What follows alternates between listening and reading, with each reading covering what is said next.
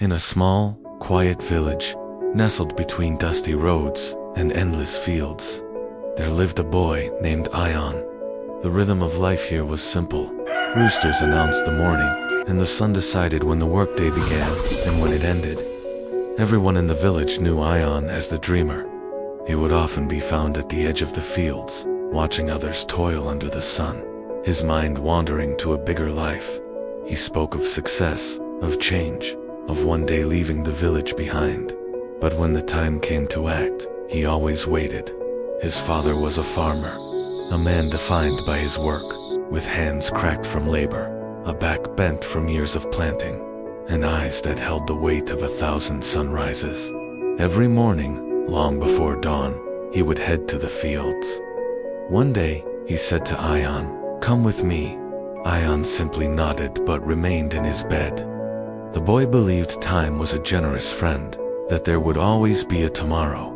Then, one year, the rains failed, the fields turned to dust, and the crops withered and died. Money vanished. Hope grew thin. The father's strength began to fade, and the mother's cheerful voice fell silent. One evening, as a deep red sun bled across the horizon, the father sat Ion down. There was no shouting, no scolding. He just looked at his son and said softly, "Son, a boy waits for life to change. A man changes life." That night, sleep wouldn't come for Ion. He listened to the lonely whistle of the wind through the broken windows.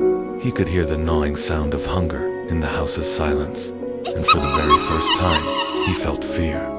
It wasn't the fear of failing, but the terrifying fear of staying exactly the same. Before the first light of dawn, he walked to the old well at the edge of the village. The elders had a saying, "A man meets himself at the well." As Ion peered into the dark water, he saw a familiar face staring back at him, a boy, full of excuses.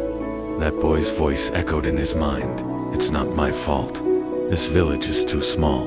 I don't have the right opportunities."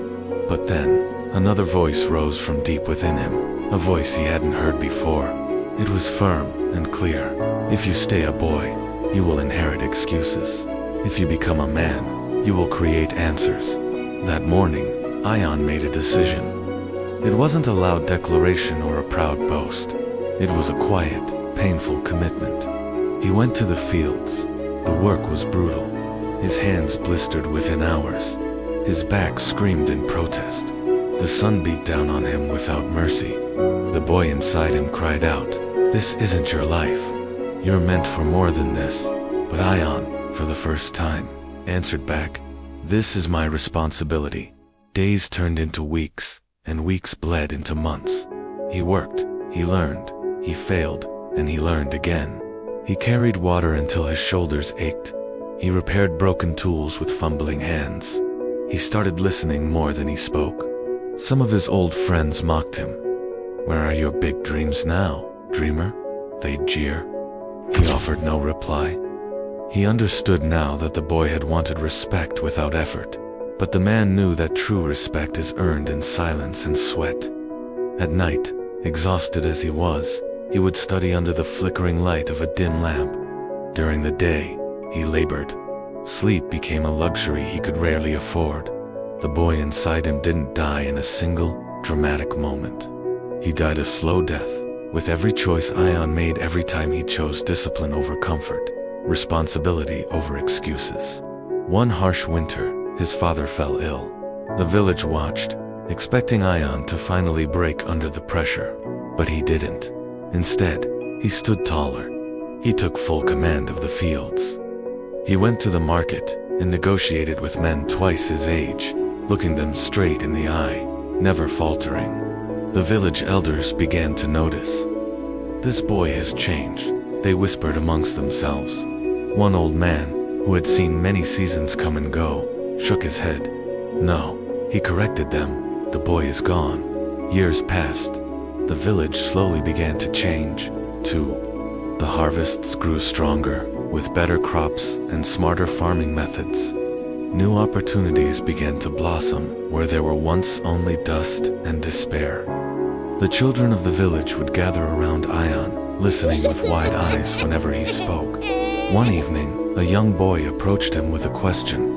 Brother, he asked, how did you become so strong? Ion's gaze drifted towards the fields, now lush and green, then to the fading light of the setting sun. I stopped waiting, he said simply. I stopped blaming the village for my problems. I killed the boy inside me. He paused, then added quietly, his voice carried by the gentle evening wind. A boy dreams of leaving his village. A man builds it so he never has to.